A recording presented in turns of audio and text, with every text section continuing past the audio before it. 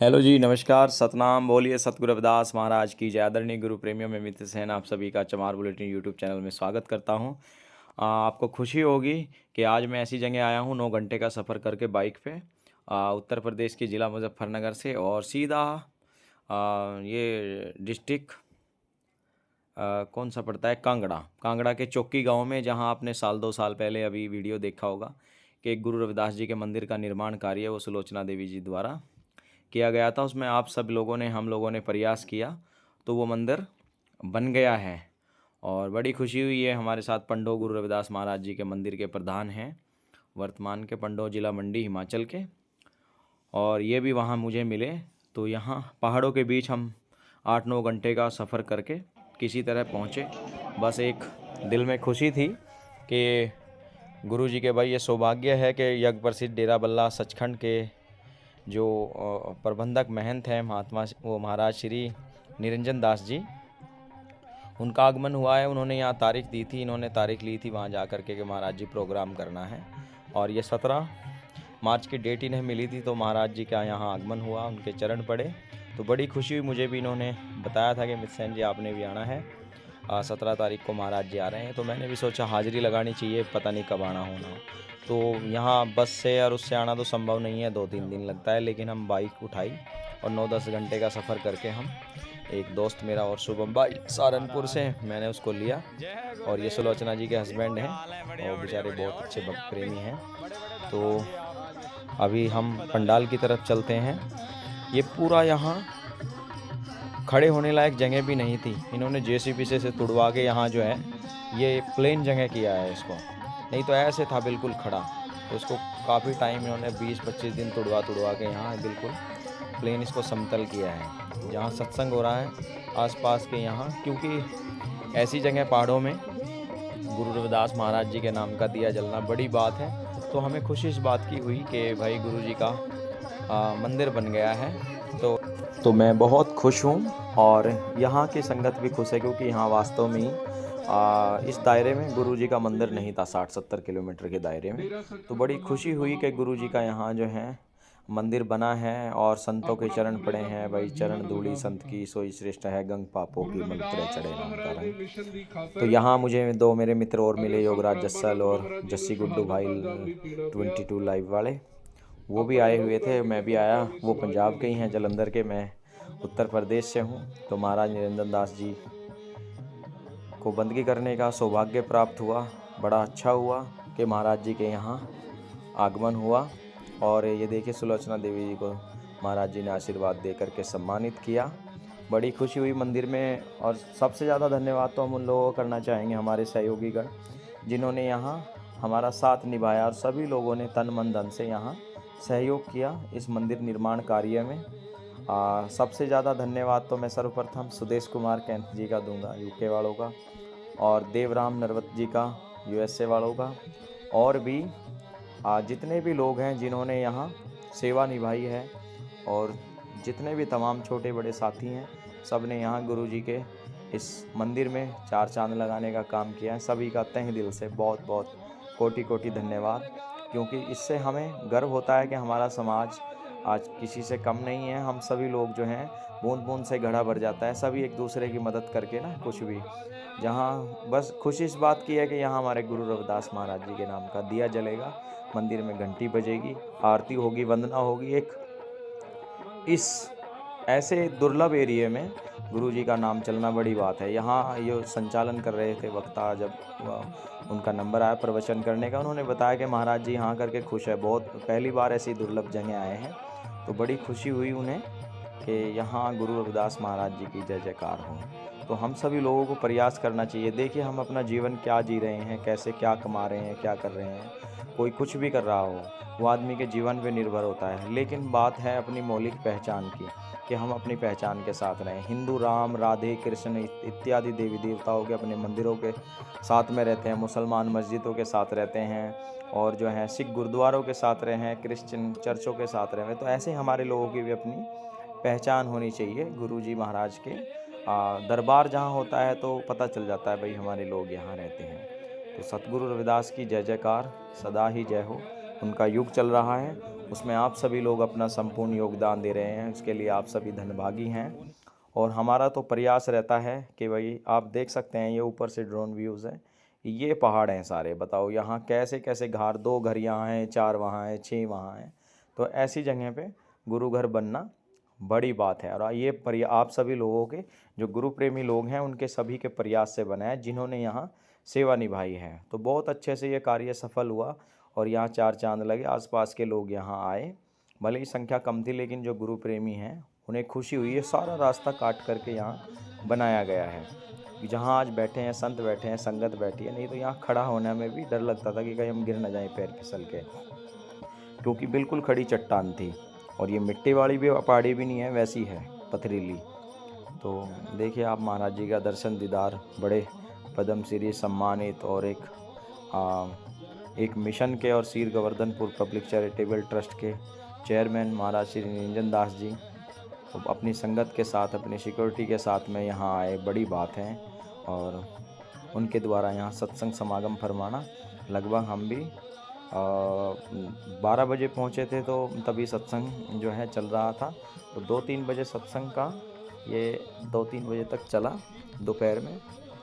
तो सभी ने जो है यहाँ साधु संतों के प्रवचन सुने। महाराज जी ने 1.5-2 घंटा लगभग सत्संग में बैठे रहे और इन्हें आशीर्वाद दिया सुलोचना जी को। और जो संगत भी आसपास से आई थी, जैसे पंजाब से बहुत सारे लोग थे, हिमाचल के तो लोग थे ही यहाँ, और मंडी ज़िले से भी थे। ये जो मंडी में पंडोह गुरु रविदास मंदिर है, वहाँ के प्रधान प्रमुख सेवादार और भी सात संगत। फिर महाराज जी यहाँ से, अब महाराज जी जो है सत्संग पंडाल से भोजन प्रसाद लेंगे और विश्राम सैया की ओर जा रहे हैं।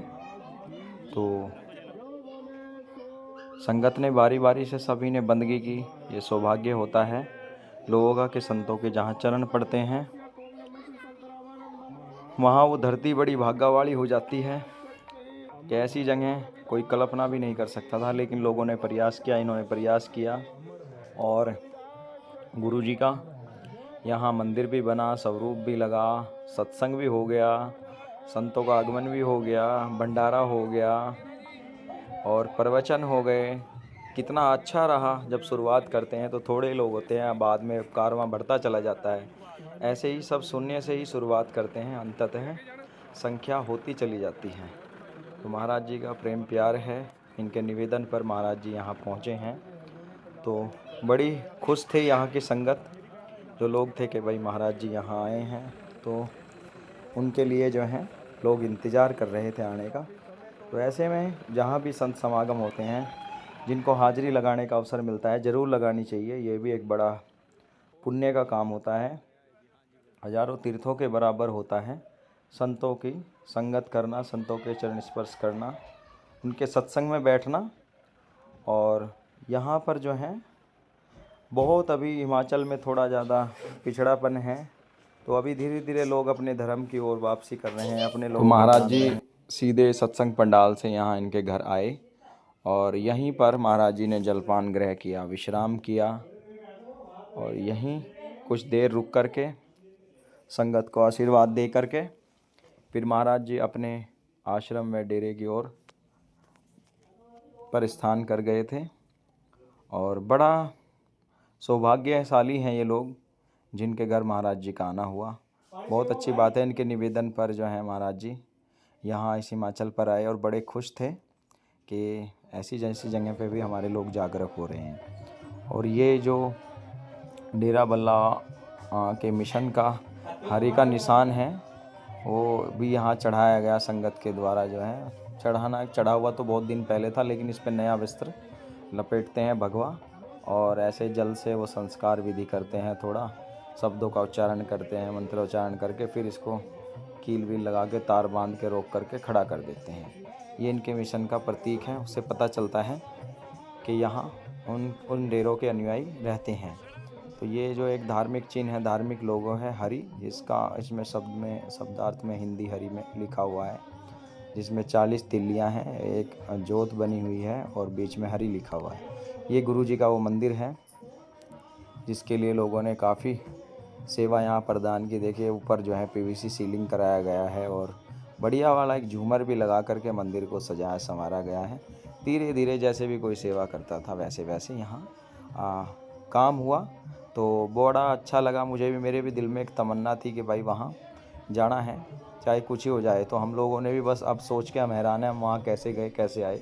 गुरु महाराज की दया थी। बड़ा कठिन रास्ता था क्योंकि हम तो प्लेन के लोग हैं, तो पहाड़ों में जाना और बाइक से वो भी बड़ा एक कठिन पल, लेकिन एक जुनून था दिल में, मगर जाना है वहाँ ऐसे समय पे, इस शुभ अवसर पर जहाँ भाई इतना बड़ा समागम हो रहा है।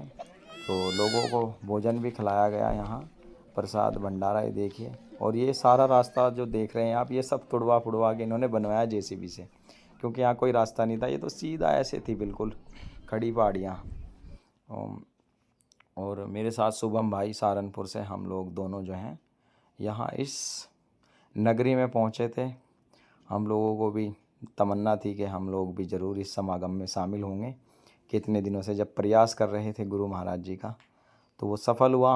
हमें भी लगा कि हाँ हम गुरु महाराज जी की सेवा में लगे हुए हैं, तो जाना पड़ता है कहीं भी। जब कोई धर्म का काम होता है अपना समय देना चाहिए। हमारे पास समय ही है देने के लिए, तो हम समय ही दे देते हैं अपना काम वाम छोड़ करके। ये तो गुरु महाराज की सेवा है और बढ़िया लगा, बहुत अच्छा। आप देख सकते हैं किस तरह का ये यहाँ का व्यूज़ है और यहाँ गुरु जी का नाम चला, बड़ी खुशी हुई। और हमारा समाज भी धीरे धीरे हिमाचल का जागृत हो रहा है। नहीं तो आज भी लोग जो हैं अपनी जाति छिपा के रहते हैं और भी अपने आप को। तो हम लोग जो हैं आपको बाइक से हमने ड्राइव किया, अभी दिखाएंगे हम आपको अनेकों कैसे कैसे रास्तों से हम यहाँ हो करके आए थे। बड़ा एक अद्भुत पल रहे हैं, क्योंकि पहले बस से आया मैं, जब भी कहीं कभी आया एक दो बार, कभी कभी साल भर में जाना होता है। तो अभी बाइक से मैं आपको ये दिखा रहा हूँ किस तरह के पहाड़ी रास्ते होते हैं। अब आनंद लीजिए। पहाड़ों में बाइक चलाना बहुत कठिन काम है, लेकिन ये थोड़ा थोड़ा मुझे अनुभव है, तो इसलिए। नहीं तो यहाँ दिल की धड़कनें भी जो हैं 4 गुना ज़्यादा चलने लगती हैं, क्योंकि कहीं ऊंचा कहीं नीचा, कहीं कैसे और तरह तरह के प्रकृति का सौंदर्यकरण है बस यहाँ। खैर हमारा तो यहाँ ज़्यादा मन नहीं लगता। हम तो 3 बजे ही सत्संग समागम के बाद जो है 12 बजे पहुँचे थे, 3 बजे निकल गए थे। भाई निकल जाना चाहिए, क्योंकि हमें आना था 400-500 किलोमीटर का सफ़र तय करके। तो हम यूँ तूँ करके हमने 9 घंटा बाइक भगाई वहाँ से, और हम सीधे वहाँ से निकल के चंडीगढ़ वाले रोड पे चढ़ के सीधा जगाधरी आकर के रुके। वहाँ रात को नाइट स्टे किया एक दोस्त के घर पर, राकेश भाई के। फिर हम वहाँ रात रुके। अगले दिन सुबह हमसे 100-125 किलोमीटर मेरा मुजफ्फरनगर, सहारनपुर साथ में ही 40 किलोमीटर की दूरी। सुबह हमको सहारनपुर छोड़ करके और मैं अपने घर की ओर प्रस्थान किया। लेकिन ये पहाड़ियों में वास्तव में कहाँ कहाँ हमारे लोग रहते हैं। गुरु रविदास महाराज जी ने इस चमार को हमको बचा लिया, बड़ा उनका धन्यवाद है, उपकार है। आज उनके नाम लेने वाले लोग जो हैं, कहीं ना कहीं सोशल मीडिया इंटरनेट की क्रांति ने, जो मोबाइल क्रांति आई है ना, इससे हम लोगों को एक दूसरे को मिलाया है और हमारे लोगों का पता चला है कि कहाँ कहाँ हम लोग निवास करते हैं। और गुरु रविदास मिशन को हम भी सेवा कर रहे हैं। सब लोग जो हैं, जिस पे जैसा समय है वैसा दे रहे हैं लोग, तो बहुत अच्छा लगता है मुझे तो अपने काम करने के साथ साथ में। देखिए हम लोग भी मेहनत मजदूरी करते हैं, लेकिन अपना समय थोड़ा थोड़ा सा गुरु जी के नाम पर सेवा निकालते हैं, समय देते हैं, बस प्रचार करते हैं अपने गुरु का। क्योंकि गुरु रविदास जी ने भी तो तमाम उम्र जो है प्रचार किया है, देशों विदेशों में जाकर के भ्रमण सत का प्रचार किया, अपनी इलाही वाणी का प्रचार किया, अपनी रूहानी वाणियों का प्रचार किया, जिससे आज उनका प्रकाश पूरी दुनिया में फैला हुआ है और तरह तरह से लोग उनको मान रहे हैं।